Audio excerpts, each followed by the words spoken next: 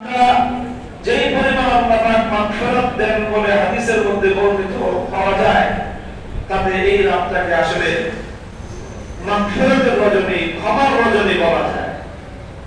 এটা হলো ক্ষমার রজনী। এক হাদিসের ভাষ্য এমন যে বনু কাব গোত্র, যেটা মক্কায় আরব দেশে একটা গোত্র ছিল, যাদের পেশা ছিল বকরি পালন করা, যাদের জীবিকাই ছিল বকরি পালন করা।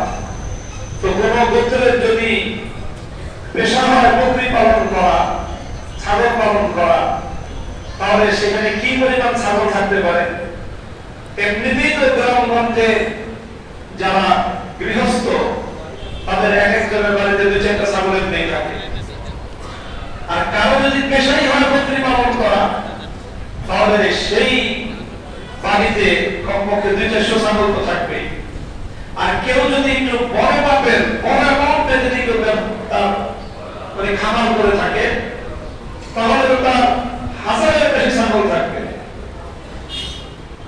এরকম একটা গোত্র, যাদের ঘরে ঘরে শতকে ছাগল, শত ছাগল, বকরি, রাসূল সাল্লাল্লাহু আলাইহি ওয়াসাল্লাম বলেছেন, সেই বনু কাব গোত্রের তাদের বাড়িগুলোতে যেই পরিমাণ